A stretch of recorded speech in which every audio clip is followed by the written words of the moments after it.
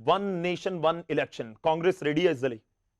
It is not a question कि Congress ready करनी जी, देश रेडी है करनी, ये कांग्रेस की पोल थोड़ा है, ये तो देश की पोल है जी। जी, ਤੁਹਾਨੂੰ ਇਹ ਮੈਂ ਦੱਸਣਾ ਚਾਹੁੰਦਾ ਕਿ ਜਦੋਂ ਸ਼ੁਰੂ ਦੇ ਵਿੱਚ ਸਾਡਾ ਕਨਸਟੀਟਿਊਸ਼ਨ ਬਣਿਆ जी, ਤੇ ਪਹਿਲੀ ਇਲੈਕਸ਼ਨ ਹਿੰਦੁਸਤਾਨ 'ਚ ਜਿਹੜੀ ਹੋਈ 1952 'ਚ ਹੋਈ ਹੈ ਤੇ 1952 ਵਿੱਚ ਸਾਈਮਲਟੇਨੀਅਸਲੀ ਪੋਲਸ ਹੋਈਆਂ, बिल्कुल ਸਾਰੀਆਂ ਅਸੈਂਬਲੀਆਂ ਤੇ ਸਾਰੀ ਪਾਰਲੀਮੈਂਟ ਇਕੱਠੀ ਹੁੰਦੀ ਰਹੀ। बिल्कुल ਫਿਰ 57 ਦੀ ਪੋਲ ਆਈ, सेम होया जी, ਫਿਰ 62 ਚ ਆਈ, ਫਿਰ 67 ਚ ਆਈ। स्टार्ट चाहिए 67 ਤੋਂ ਬਾਅਦ ਪਹਿਲੀ ਵਾਰ ਕੀ ਹੁੰਦਾ ਕਿ ਚੰਦ ਅਸੈਂਬਲੀਆਂ ਡਿਸੋਲਵ ਹੁੰਦੀਆਂ ਨੇ 67 68 ਦੇ ਵਿੱਚ। बिल्कुल ਉਸ ਤੋਂ ਬਾਅਦ ਇਹ ਟ੍ਰੈਂਡ ਟੁੱਟਣਾ ਸ਼ੁਰੂ ਹੋ ਗਿਆ। ਤੇ ਤੁਹਾਨੂੰ ਮੈਂ ਇੰਟਰਸਟਿੰਗ ਇਹਦੇ ਦੱਸਣਾ ਚਾਹਨਾ ਕਿ 1970 ਦੇ ਵਿੱਚ ਇਹ ਪਾਰਲੀਮੈਂਟ ਜਿਹੜੀ ਹੈ ਇਹ ਟੁੱਟ ਜਾਂਦੀ ਹੈ, ਜਲਦੀ ਡਿਸੋਲਵ ਹੁੰਦੀ ਪਹਿਲੀ ਵਾਰ। ਪਹਿਲੇ ਤਾਂ ਸਟੇਟ ਅਸੈਂਬਲੀਆਂ ਡਿਸੋਲਵ ਹੁੰਦੀਆਂ, ਫਿਰ 70 ਦੇ ਵਿੱਚ ਸਾਡੀ ਜਿਹੜੀ 72 ਵਿੱਚ ਪਾਰਲੀਮੈਂਟ ਆਣੀ ਉਹ 70 ਡਿਸੋਲਵ ਹੋ ਜਾਂਦੀ ਹੈ। जी, ਫਿਰ ਜਦੋਂ ਇਲੈਕਸ਼ਨ ਹੁੰਦੀ ਹੈ 71 ਦੇ ਵਿੱਚ, ਇਹ ਲਗਾਤਾਰ ਫਿਰ ਐਕਸਟੈਂਡ ਹੋ ਕੇ 77 ਤੱਕ ਚੱਲਦੀ ਹੈ। जी,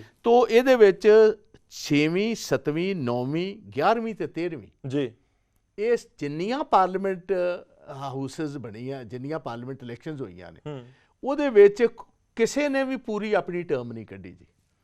6ਵੀਂ 7ਵੀਂ 9ਵੀਂ 11ਵੀਂ ਤੇ 13ਵੀਂ जी, ਕੱਲੀ 8ਵੀਂ 10ਵੀਂ 14ਵੀਂ 15ਵੀਂ ਜਿਹੜੀਆਂ ਫੁੱਲ ਟਰਮਸ ਕੱਢੀਆਂ ਨੇ। ठीक है, ਸੋ ਕਹਿਣ ਦਾ ਮਕਸਦ ਇਹ ਕਿ ਆਈਡੀਆ ਚੰਗਾ, ਆਈਡੀਆ ਮਾੜਾ ਨਹੀਂ। ਬਟ ਮੈਂ ਇਹ ਸਵਾਲ ਅੱਜ ਮੋਦੀ ਸਾਹਿਬ ਦੀ ਸਰਕਾਰ ਨੂੰ ਕਰਨਾ ਚਾਹਾਂਗਾ ਕਿ ਜੇ ਇੰਨਾ ਚੰਗਾ ਆਈਡੀਆ ਤੁਹਾਨੂੰ ਸੁਝਿਆ ਤੇ ਇਹ ਤੁਸੀਂ ਆਪਣੀ ਸੈਕੰਡ ਟਰਮ ਤੇ ਪਹਿਲੇ ਸਾਲ 'ਚ ਕਰਦੇ, ਤੁਸੀਂ ਕੁਰਬਾਨੀ ਕਰਦੇ। 6 ਮਹੀਨੇ ਸਰਕਾਰ ਚਲਾਉਣ ਤੋਂ ਬਾਅਦ ਕਹਿੰਦੇ ਕਿ ਮੈਂ ਹੁਣ ਫੁੱਲ ਮੈਜੋਰਟੀ ਸਾਨੂੰ ਮਿਲੀ ਹੈ, ਮੈਂ ਦੇਸ਼ ਦੇ ਵਿੱਚ ਸੋ ਦੈਟ ਟਾਈਮ ਬਚ ਸਕੇ, ਖਰਚਾ ਬਚ ਸਕੇ, जी, ਸਿਕਿਉਰਿਟੀ ਦਾ ਖਰਚਾ ਬਚ ਸਕੇ। ਮੈਂ ਚਾਹਾਂਗਾ ਇਹਨੂੰ ਇੰਪਲੀਮੈਂਟ ਕਰਨਾ। ਲਓ ਮੈਂ ਪਹਿਲ ਕਦਮੀ ਆਪਣੇ ਤੋਂ ਸ਼ੁਰੂ ਕਰਨਾ, ਮੈਂ ਆਪਣੀ ਗਵਰਨਮੈਂਟ ਦੇ 4 ਸਾਲ ਕੁਰਬਾਨ ਕਰਨਾ। ਲੈਟ ਅਸ ਹੈਵ ਜੁਆਇੰਟ ਪੋਲ ਇੱਕੋ ਟਾਈਮ।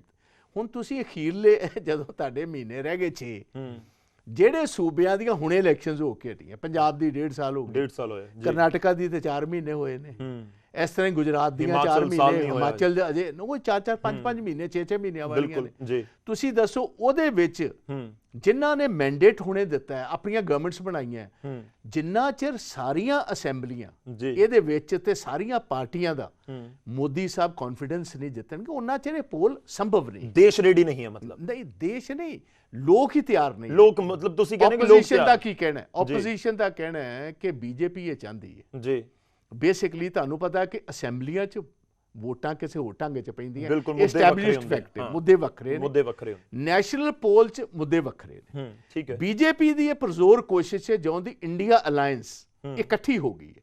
ਇੰਡੀਆ ਅਲਾਇੰਸ ਦਾ ਮੇਨ ਮਨਸੂਬਾ ਇਹ ਸੀ ਕਿ 400 ਸੀਟ 542 ਵਿੱਚੋਂ ਜੀ, ਇਹੋ ਜਿਹੀਆਂ ਨੇ ਜੇ 1 to 1 ਕੰਟੈਸਟ ਹੋ ਜਾਂਦਾ ਆਪੋਜੀਸ਼ਨ ਵਰਸਸ ਬੀਜੇਪੀ, ਜੀ, ਬੀਜੇਪੀ ਆਪਣੀ ਮੈਜੋਰਿਟੀ ਲੂਜ਼ ਕਰ ਜਾਂਦੀ ਹੈ।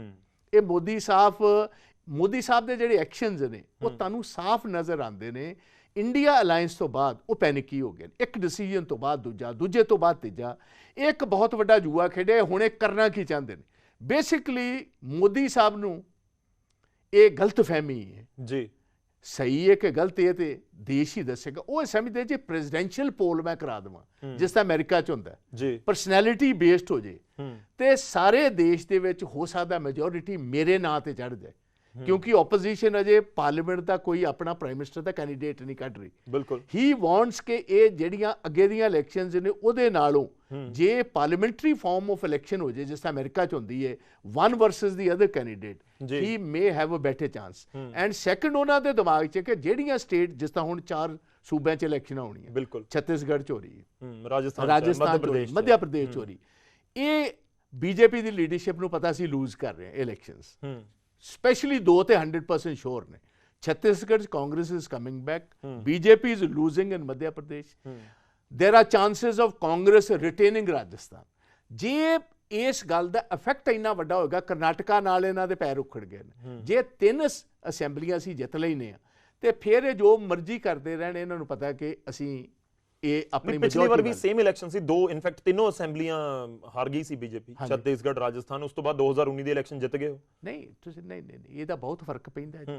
ਇਹ ਤੁਸੀਂ 2018 ਸੇਮ ਹੋਏ ਨੇ, ਰਾਜਸਥਾਨ ਹਾਰ ਗਏ, ਛੱਤੀਸਗੜ੍ਹ ਹਾਰ ਗਏ, ਇਨਫੈਕਟ ਮੱਧ ਪ੍ਰਦੇਸ਼ ਹਾਰ ਗਏ ਸੀ, ਬਾਅਦ ਚ ਸਰਕਾਰ ਉੱਥੇ ਬਦਲ ਗਈ। ਪਰ 2019 ਚ ਬੀਜੇਪੀ ਸਰਕਾਰ ਬਣਾਉਣ ਚ ਕਾਮਯਾਬ ਉਹ ਹੋ ਗਈ ਹੋਏਗੀ ਉਸ ਟਾਈਮ, ਬਟ ਹੁਣ ਹਾਲਾਤ ਵਿਗੜੇ ਨੇ, ਅਨਐਮਪਲੋਇਮੈਂਟ, ਪ੍ਰਾਈਸ ਰਾਈਜ਼ ਬਹੁਤ ਜ਼ਬਰਦਸਤ ਹੈ, ਠੀਕ ਹੈ। ਇੰਟਰਨਲ ਇਹ ਵੀ ਮੈਂ ਤੁਹਾਨੂੰ ਦੱਸਣਾ ਚਾਹੁੰਦਾ, ਆਰਐਸਐਸ ਤੇ ਇੰਟਰਨਲ ਬੀਜੇਪੀ ਦੀ ਲੀਡਰਸ਼ਿਪ ਵੀ ਬਹੁਤ ਹੱਦ ਤੱਕ ਇਹਨਾਂ ਦੀ ਦੋ ਆਦਮੀਆਂ ਦੀ ਲੀਡਰਾਂ ਦੀ ਜੋੜੀ ਦੇ ਖੁਸ਼ ਨਹੀਂ ਹੈ ਨਾਲ।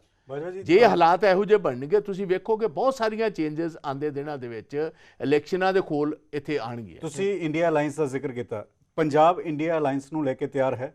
ਕਾਂਗਰਸ ਤਿਆਰ ਹੈ ਇੰਡੀਆ ਅਲਾਈਅੰਸ ਨੂੰ ਲੈ ਕੇ? ਨਹੀਂ, ਅਸੀਂ ਤਿਆਰ ਹਾਂ, ਬਟ ਸਾਡਾ ਫਰਕ ਹੈ ਜਿਹੜਾ ਸਾਡਾ ਸਟੇਟ ਯੂਨਿਟ ਹੈ, ਦੇयर इज अ ਵਾਸਟ ਡਿਫਰੈਂਸ। ਅਸੀਂ ਇਸ ਟਾਈਮ ਵੀ ਆਰ ਦੀ ਮੇਨ ਆਪੋਜੀਸ਼ਨ ਪਾਰਟੀ ਇਨ ਪੰਜਾਬ, ਨੰਬਰ 1 ਤੇ ਆਪ ਹੈ, ਨੰਬਰ 2 ਤੇ ਅਸੀਂ ਆਪਣੀ ਪਾਰਟੀ ਲੀਡਰਸ਼ਿਪ ਨੂੰ ਇਹ ਗੱਲ ਦੱਸੀ ਹੈ ਕਿ ਜੇ ਅਸੀਂ ਲਗਾਤਾਰ 1.5 ਸਾਲ ਤੋਂ ਲਗਾਤਾਰ ਇਹਨਾਂ ਦੀ ਵਿਰੋਧਤਾ ਕਰਦੇ ਆ ਰਹੇ ਹਾਂ, ਇਹਨਾਂ ਦੀ ਐਂਟੀ ਪੰਜਾਬ ਪਾਲਿਸੀਜ਼ ਦੀ ਵਿਰੋਧਤਾ ਕਰਦੇ ਆ ਰਹੇ ਹਾਂ, ਜੇ ਅਸੀਂ ਇੱਕੋ ਪਲੇਟਫਾਰਮ ਤੇ ਜਾਂਦੇ ਹਾਂ ਤਾਂ we become a part of the ruling alliance, ਫਿਰ ਤੇ ਆਪੋਜੀਸ਼ਨ ਦੀ ਸਪੇਸ ਕੋਈ ਹੋਰ ਪਾਰਟੀ ਲਏਗੀ। ਤੇ ਜੇ ਅਸੀਂ ਆਪਣੀ ਵੇਖੋ, ਅਸੀਂ ਉਹਨਾਂ ਨੂੰ ਇਹ ਰਾਏ ਦਿੱਤੀ ਕਿ ਜਿਸ ਤਰ੍ਹਾਂ ਕੇਰਲਾ ਦੇ ਵਿੱਚ ਸੀਪੀਐਮ ਤੇ ਕਾਂਗਰਸ ਅੱਜ ਵੀ ਜੀ ਆਪਸ 'ਚ ਲੜਨਗੀਆਂ ਪਾਰਲੀਮੈਂਟ, ਠੀਕ ਹੈ, ਅਲਟੀਮੇਟਲੀ ਜਿੰਨੇ ਉਹਨਾਂ ਦੇ ਐਮਪੀਜ਼ ਜਿੱਤਣਗੇ ਉਹ ਐਂਟੀ ਬੀਜੇਪੀ ਅਲਾਈਅੰਸ 'ਚ ਹੀ ਰਹਿਣਗੇ। ਅਸੀਂ ਕਿਹਾ ਸਾਡੀ ਇਲੈਕਸ਼ਨ ਇਸ ਤਰ੍ਹਾਂ ਹੀ ਰਹਿਣ ਦਿਓ ਆਪ ਦੇ ਨਾਲ। ਅਰਵਿੰਦ ਕੇਜਰੀਵਾਲ ਕਹਿ ਰਹੇ, ਕਹਿੰਦੇ ਪੂਰੇ ਦੇਸ਼ 'ਚ ਸੀਟ ਸ਼ੇਅਰਿੰਗ ਹੋਏਗੀ, ਪੰਜਾਬ ਦਾ ਵੀ ਉਸ ਦੇ ਵਿੱਚ ਜ਼ਿਕਰ ਆ ਗਿਆ। ਤੁਸੀਂ ਵੇਖੋ, ਮੈਂ ਤੁਹਾਨੂੰ ਪਹਿਲੇ ਆਪਾਂ ਕੇਰਲਾ ਤੋਂ ਹੀ ਚੱਲ ਪਈਏ। ਅਰਵਿੰਦ ਕੇਜਰੀਵਾਲ ਜੀ ਜਿਹੜੇ ਨੇ ਉਹ ਜੋ ਮਰਜ਼ੀ ਕਹਿੰਦੇ ਰਹਿਣ, ਆਪਾਂ ਪ੍ਰੈਕਟੀਕਲ ਗੱਲ ਕਰੀ, ਕੇਰਲਾ ਦੇ ਵਿੱਚ there is no seat sharing. ਮਤਲਬ ਮੈਂ ਥੋੜੇ ਸੌਖੇ ਸ਼ਬਦਾਂ 'ਚ ਆਪਣੇ ਦਰਸ਼ਕਾਂ ਨੂੰ ਸਮਝਾਵਾਂ, ਤੁਸੀਂ ਇਹ ਕਹਿਣਾ ਚਾਹ ਰਹੇ ਹੋ ਕਿ ਤੁਸੀਂ ਚਾਹੁੰਦੇ ਹੋ ਕਿ 13 ਸੀਟਾਂ ਤੇ ਆਮ ਆਦਮੀ ਪਾਰਟੀ ਲੜੇ, 13 ਤੇ ਕਾਂਗਰਸ ਲੜੇ, ਫਿਰ ਜਿਹੜੀਆਂ ਸੀਟਾਂ ਜਿੱਤੀਆਂ ਹੋਣਗੀਆਂ ਉਹ ਅਲਾਈਅੰਸ ਦਾ ਪਾਰਟ ਹੋਵੇ। ਉਹ ਬਿਲਕੁਲ ਕਿ ਜੇ ਪ੍ਰਧਾਨ ਮੰਤਰੀ ਬਣਾਉਣ ਦੇ ਵਿੱਚ ਤੁਸੀਂ ਵੋਟ ਸੇਮ ਜਗ੍ਹਾ ਕਰੋਗੇ। ਹਾਂ, ਮੈਂ ਇੱਕ ਹੋਰ ਤਰਕ ਦੇ ਰਿਹਾ, ਕੇਰਲਾ ਦੇ ਵਿੱਚ ਭਾਜਪਾ ਹੈ ਨਹੀਂ, ਇਹ ਅਲਾਈਅੰਸ ਬੇਸਿਕਲੀ ਬੀਜੇਪੀ ਦੇ ਅਗੇਂਸਟ ਬਣੀ, ਠੀਕ ਹੈ, ਤੁਸੀਂ ਸਭ ਬੀਜੇਪੀ ਨੂੰ ਰੋਕਣ ਵਾਸਤੇ। ਜੀ ਕੇਰਲਾ ਦੇ ਵਿੱਚ ਜਾਂ ਸੀਪੀਐਮ ਹੈ ਰੂਲਿੰਗ ਪਾਰਟੀ, ਜਾਂ ਕੇਰਲਾ ਉੱਥੇ ਕਾਂਗਰਸ ਹੈ ਅਲਾਈਅੰਸ। ਪੰਜਾਬ 'ਚ ਵੀ ਮੇਰਾ ਮੰਨਣਾ ਹੈ ਕਿ ਜਾਂ ਆਪ ਹੈ ਜਾਂ ਕਾਂਗਰਸ ਹੈ, ਤੀਜੇ ਨੰਬਰ ਤੇ ਅਕਾਲੀ ਦਲ ਤੇ ਚੌਥੇ ਨੰਬਰ ਤੇ ਭਾਜਪਾ ਹੈ। ਬਿਲਕੁਲ। तो इस गल कारण in 4 corner contest we stand a very good chance. कुछ ਅਸੀਂ ਜਿੱਤਾਂਗੇ, ਕੁਝ ਆਪ ਵਾਲੇ ਜਿੱਤ ਲੈਣਗੇ, ਰਹਿਣਗੇ ਕੁਝ। ਅਸੀਂ ਆਪਣੀ ਜਗ੍ਹਾ ਜਿਹੜਾ ਸਾਡਾ ਕਾਡਰ ਵੇਖੋ ਇਸ ਟਾਈਮ ਬਿਲਕੁਲ ਤਿਆਰ ਨਹੀਂ, ਲੇਕਿਨ ਵੋਟ ਡਿਵਾਈਡ ਹੋ ਜਾਏਗੀ ਨਾ, ਜਿਹੜੀ ਵੋਟ ਡਿਵਾਈਡ ਹੋ ਜਾਏਗੀ ਉਹ ਵੀ ਜਾਏਗੀ ਤੇ ਇਹਦੇ ਚ ਭਾਜਪਾ ਨੂੰ ਕੁਝ ਨਹੀਂ ਲੱਭਣਾ। ਡਿਵੀਜ਼ਨ ਦੇ ਵਿੱਚ ਵੀ ਜਲੰਧਰ ਦੇ ਵਿੱਚ ਚਲੋ ਠੀਕ ਹੈ, ਅਸੀਂ ਜਿੱਤੇ ਸੀ, ਸਾਡਾ ਸਿਟਿੰਗ ਐਮਪੀ ਸੀ, ਅਸੀਂ ਹਾਰ ਗਏ, ਆਪ ਨੇ ਸਾਡੀ ਜਗ੍ਹਾ ਲੈ ਲਈ, 2 ਨੰਬਰ ਤੇ ਅਸੀਂ ਚਲੇ ਗਏ, ਬਟ ਭਾਜਪਾ ਚੌਥੇ ਤੇ ਰਹੀ ਹੈ। ਸਾਡਾ ਕਹਿਣ ਦਾ ਮਕਸਦ ਹੈ ਕਿ ਸਾਡੀ ਲੜਾਈ ਭਾਜਪਾ ਨਾਲ। ਤੁਸੀਂ ਕਹਿ ਰਹੇ ਹੋ ਕਿ ਇਲੈਕਸ਼ਨ ਤੋਂ ਬਾਅਦ ਇਹ ਸਾਰੀ ਜਿਸ ਗੱਲ ਦਾ ਗੌਰਵ ਜ਼ਿਕਰ ਕਰ ਰਹੇ ਸੀ ਕਿ ਇਹ ਸੀਟਾਂ ਇਕੱਠੀਆਂ ਹੋ ਜਾਣਗੀਆਂ, ਮਤਲਬ ਜੇ ਤੁਸੀਂ 5 ਉਸ ਅਲਾਈਅੰਸ ਦਾ ਮਤਲਬ ਵੀ ਇਹ ਹੈ ਕਿ ਆਲ ਇੰਡੀਆ ਲੈਵਲ ਤੇ ਜਦੋਂ ਕੋਈ ਗਵਰਨਮੈਂਟ ਬਣੇਗੀ, ਇਹ ਸਾਰੇ ਐਂਟੀ ਬੀਜੇਪੀ ਉਸ ਅਲਾਈਅੰਸ ਦਾ ਹਿੱਸਾ ਹੋਣਗੇ, ਸਰਕਾਰ ਬਣਾ। ਤੁਹਾਨੂੰ ਲੱਗਦਾ ਹਾਈ ਕਮਾਂਡ ਇਸ ਗੱਲ ਨੂੰ ਮੰਨੇਗੀ? ਕਿਉਂਕਿ ਭਗਵੰਤ ਮਾਨ ਨੂੰ ਪੁੱਛਿਆ, ਉਹਨਾਂ ਦੀ ਸਟੇਟਮੈਂਟ ਤੁਸੀਂ ਕਹਿੰਦੇ ਅਮਰੂਦਾਂ 'ਚ ਨਹੀਂ, ਬਾਜਵਾ ਸਾਹਿਬ ਅਮਰੂਦਾਂ ਨੂੰ ਕੌਣ ਪੁੱਛਦਾ? ਤੁਸੀਂ ਮੇਰੀ ਗੱਲ ਸੁਣ ਲਓ, ਤੁਸੀਂ ਮੈਨੂੰ ਹੁਣ ਭਗਵੰਤ ਮਾਨ ਨਾਲ ਜਾਓ, ਚੰਗੇ ਰਹੋਗੇ। ਨਹੀਂ, ਮੈਂ ਪੁੱਛ ਰਿਹਾ ਤਾਂ, ਮੈਂ ਤੁਹਾਨੂੰ ਕਹਿ ਰਿਹਾ ਭਗਵੰਤ ਮਾਨ ਨੂੰ ਛੱਡੀਏ।